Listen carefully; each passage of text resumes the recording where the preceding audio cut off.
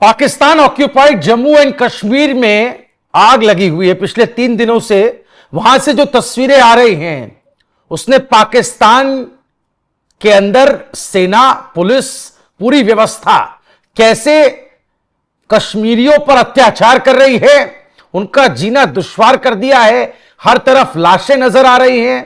मानवाधिकार के नाम पर सारी वो कोशिशें पाकिस्तान कर चुका है जिसने मानवाधिकार का पूरी तरीके से उसको शर्मसार किया।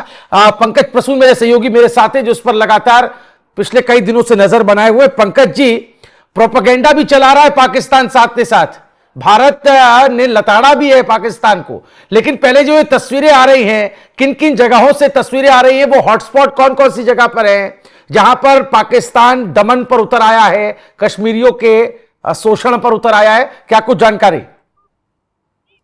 भुवन, सबसे पहले हमने ही ये बताया था कि प्रोटेस्ट मार्च निकलने वाला है। फिर हमने रावलकोट में जो नरसंहार हुआ, जो गांव के गांव जला दिए, गोलीबारी की, 30 लोग ऑफिशियल आंकड़े हैं पाकिस्तानी फौज ने जारी किए हैं। अच्छा। जो अनऑफिशियल आंकड़े हैं उसके अनुसार 200 के आसपास लोग मारे गए। बिल्कुल नेट बंद है, कंप्लीट लॉकडाउन है, किसी तरह की कोई खबर नहीं बाहर आने दी जा रही है। इसके बावजूद पाकिस्तान की फौज का कहना है कि 30 लोग मारे गए हैं। और वहां के जो लोग, स्थानीय लोग बता रहे हैं, कह रहे हैं कि लाशें बिछी हुई हैं सड़कों पर, गलियों में लाशें हैं, लोग लाशें नहीं उठाने दे रहे हैं। अपने परिजनों की लाशें जब उठाने जा रहे हैं वहां के स्थानीय लोग, तो गोलीबारी की जा रही है। तो ये दूसरे दिन की घटना थी। उसके बाद स्थिति और टेंस हुई और वहां के लोगों ने मुजफ्फराबाद मार्च का ऐलान किया। और जो मुजफ्फराबाद मार्च का ऐलान किया, आप जो आज जो तस्वीरें दिखा रहे हैं वो उसी मार्च की है। अच्छा। तो आज बिम्बर नाम का एक शहर है वहां पे, वहां पे हजारों लोग आ रहे हैं और इधर से पाकिस्तानी फौज गोलियां बरसा रही है, बिल्कुल फिल्मी अंदाज में। देखिए ये जो संख्या है कितनी बड़ी संख्या है, और ऐसे ऐसे संख्या में चारों तरफ से लोग आ रहे हैं। और ये देखिए इसमें गोली बरसाने की तस्वीर। बिल्कुल, मैं पंकज जी एक बार ऑडियो के साथ में इन तस्वीरों को देख लेते हैं, उससे बहुत कुछ समझ में आ जाएगा। एक बार फुल स्क्रीन वो तस्वीरें दिखाएं, अगर हमारे पास वो ऑडियो अवेलेबल है तो हम सुन लेते हैं एक बार।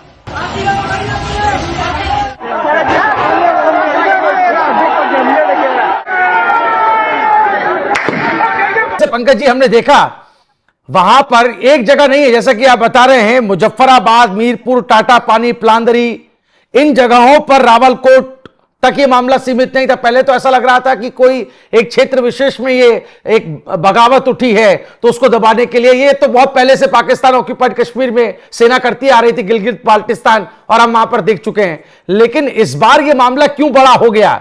इस बार ये जो स्ट्रगल है वो इतना बड़ा हो गया कि आर्मी को आकर के गोलीबारी करनी पड़ी, लाशें की लाशें वहां बिछ चुकी है। भुवन, पिछले 3 साल से पाक ऑक्युपाइड कश्मीर के लोग आंदोलन कर रहे हैं। सबसे पहले आंदोलन शुरू हुआ राशन के नाम पर, कि हमें जो आटा दिया जा रहा है, सप्ताह में 5 किलो आटा सिर्फ मिल रहा है एक परिवार को। तो इन्होंने इसका जो कोटा बढ़ाने के लिए वो शुरू किया था 3 साल पहले। ठीक है। उसके बाद बिजली पर आया, और फिर ये इनका कहना था कि सारे हाइडल पावर प्रोजेक्ट्स हमारे यहां हैं लेकिन बिजली जाती है पंजाब में। यहां से शुरू हुआ। फिर जो अभी जो मौजूदा हालात है वो इसलिए बिगड़ा कि 12 सीटें जो जम्मू कश्मीर यानी पाकिस्तान ऑक्युपाइड जम्मू कश्मीर के विधानसभा में है वो बाहर की हैं, माने पाकिस्तान के लोग उसमें चुनाव जीत कर आ सकते हैं। अब स्थिति यह है कि पाकिस्तान ऑक्युपाइड जम्मू कश्मीर, जिसको पाकिस्तान आजाद कश्मीर कहता है कि आजाद मुल्क है, वहां का फाइनेंस मिनिस्टर पेशावर का है। पेशावर का आदमी रहने वाला कश्मीर का फाइनेंस मिनिस्टर बना हुआ है। इनका कहना है कि सारा जो राजकाज चला रहे वही 12 लोग चला रहे हैं, और हम जिन्हें चुनकर भेजते हैं वो किस बात के हैं। इसलिए नारे लग रहे हैं वो फैजल मुर्दाबाद, वो जो फैजल वहां का the so called prime minister है। तो ये डिमांड करते हुए जम्मू कश्मीर अवामी एक्शन कमेटी ने यह आंदोलन शुरू किया। जब आंदोलन शुरू किया तो पाकिस्तानी फौज ने एक प्रेस रिलीज जारी किया, और जिसमें इन लोगों को गद्दार, भारत का एजेंट वगैरह बताया गया। इसके बाद पाकिस्तानी फौज ने गोलीबारी की। पहले दिन 3 लोग मारे गए, और उन 3 लोगों के कॉफिन के साथ ये लोगों ने मार्च निकालने की कोशिश की। जब वो तीनों ताबूत लेकर सैकड़ों लोग मार्च निकाल रहे थे तो उस पर गोलीबारी हुई और उस गोलीबारी में दर्जनों लोग मारे गए। जब रात हुआ तो 3000 पाकिस्तान रेंजर्स के जवानों को उतारा गया और गांव में तहस नहस कर दिया गया। रात को घुसकर गांव में आग लगाया गया, बताइए, बस्तियां जला दी गईं। और जब इस बात की खबर हुई तो अगले दिन और बड़ा प्रोटेस्ट हुआ तो गोलीबारी की गई और उसी गोलीबारी में यह दावा किया जा रहा है कि 200 से 400 लोग मारे गए। अस्पतालों में जगह नहीं थी लाश रखने की, बस इतना समझ लीजिए। और ये फिर आज का दिन उस गोलीबारी के खिलाफ मुजफ्फराबाद मार्च का ऐलान किया गया। मुजफ्फराबाद पाक ऑक्युपाइड कश्मीर की राजधानी है। अब जब ये चल रहा था मार्च, चारों तरफ से लोग आ रहे थे तो रावलकोट, पिंबर और ये सब में गोलीबारी की गई और पत्थरबाजी की गई। ये सारी तस्वीरें अलग अलग शहरों की है। ये जो है रावलकोट से निकल रही थी उस वक्त क्या है, कोई बिंबर की तस्वीर है, कोई अलग अलग जगह की। बिल्कुल। तो अभी पूरा का पूरा पाक ऑक्युपाइड जम्मू कश्मीर जल रहा है और लोग आक्रोशित हैं। और विदेशों में रहने वाले पाक ऑक्युपाइड कश्मीर के लोग हैं वो सब प्रोटेस्ट कर रहे हैं। बिल्कुल, पाकिस्तान ऑक्युपाइड कश्मीर में ही नहीं बल्कि जो बाहर रहने वाले कश्मीरी हैं वो भी प्रोटेस्ट कर रहे हैं। यूनाइटेड किंगडम से भी खबर आई है कि वहां पर प्रदर्शन किया गया है, कश्मीरी समुदाय द्वारा एकजुटता का प्रदर्शन किया गया है। तो यूके में भी बात उठ रही है, मांग उठ रही है, यानी कि पाकिस्तान की अंतरराष्ट्रीय फजीहत हो रही है। पाकिस्तान खुल करके एक बार फिर इंटरनेशनली एक्सपोज हो गया है कि किस तरीके से वो अपने इंटरनल मैटर्स को ही नहीं सॉर्ट आउट कर पाता और अपने ही देश में अगर आंदोलन की आवाज उठती है, प्रदर्शन की आवाज उठती है, लॉन्ग मार्च उठता है तो उसको दबाने के लिए सेना के इस्तेमाल और लाशों का अंबार लगाने से भी पाकिस्तान नहीं चूकता। जी पंकज जी। भुवन, मैं चाहता हूं कि दर्शकों को आप वहां के स्थानीय लोगों की बाइट सुनाएं, वो जो बयान दे रहे हैं वहां से, और तब ज्यादा स्पष्ट होगा ये बात। बिल्कुल, मैं उसी तरफ जा रहा था Pankaj ji.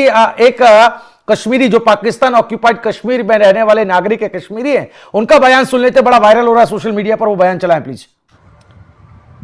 This message is for international media and United nation. For the last 3 years, a peaceful protest has been going in Kashmir by Jammu Kashmir Joint Awami Action Committee. This protest is only for the basic human rights in Azad Kashmir. It is not against Pakistan or any department of Pakistan.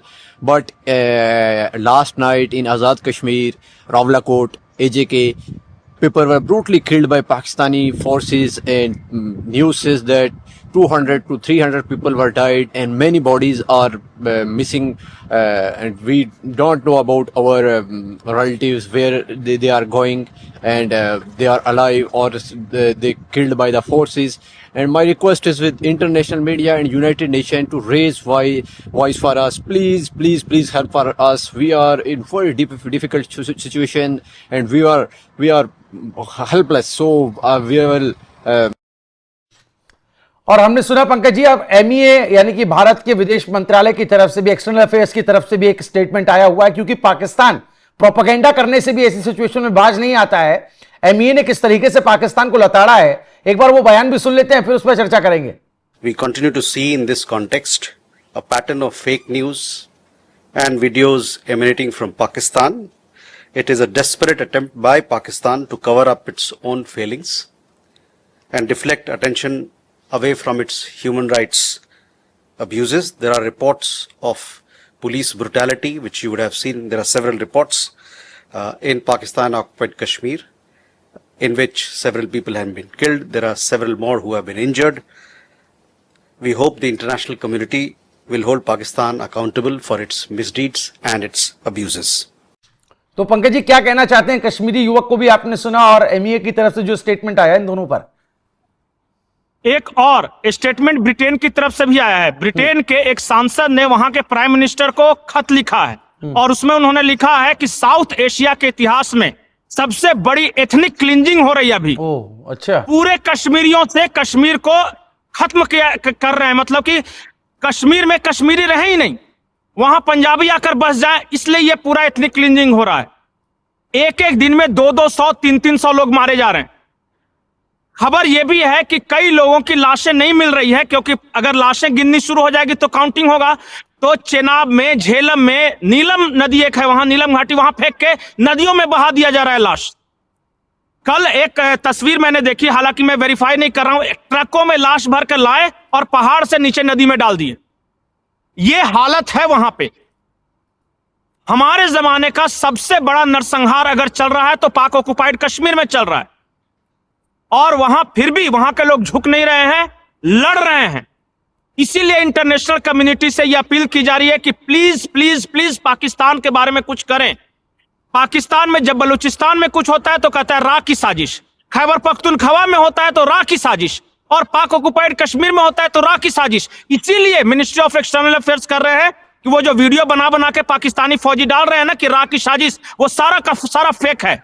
आप मार रहे हो वहां के लोगों का, वहां के लोगों की लड़ाई है पाकिस्तानी फौज के खिलाफ। ये जो दहशतगर्दी है उसके पीछे वर्दी है।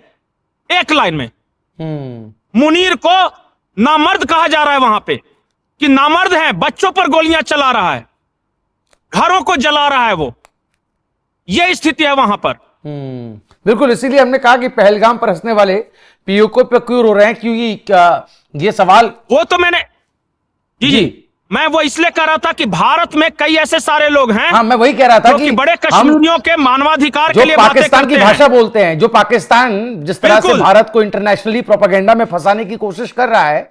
हमारे देश में जयचंद कम थोड़ी ना है पंकज जी, उससे ज्यादा उनके माउथपीस तो यहां बैठे हुए हैं। भुवन, भारत में उन सारे लोग जो कि भारत के कश्मीर में मानवाधिकार को लेके नाचते हैं, डफली बजा बजा के आज पाक ऑक्युपाइड कश्मीर के मामले में बिल्कुल खामोश है। इतने बड़े पैमाने पर नरसंहार हो रहा है। कभी आपने सुना महबूबा मुफ्ती को कुछ बोलते हुए, किसी गिलानी को बोलते हुए सुना, किसी प्रशांत भूषण को बोलते हुए कुछ सुना है? कोई कपिल सिब्बल कुछ बोल रहा है? क्या हुआ? कहां कोई आरफा खानम शेरवानी कुछ बोल रही है? वो लोग नहीं है जो मारे जा रहे हैं, जिसके बारे में पूरे इंटरनेशनल कम्युनिटी में हंगामा मचा हुआ है और हमारे यहां लब सिले हुए हैं। इसलिए मैं बोलता हूं दोगले हैं ये लोग अपने देश को नीचा सिर्फ दिखाते हैं। आज पाकिस्तान की फौज मार रही है। कहा जा रहा है कि 1971 में जो ढाका में हुआ, आज मुजफ्फराबाद रावलकोट में हो रहा है। अगर इनमें हिम्मत है तो बोले एक शब्द। जी बिल्कुल,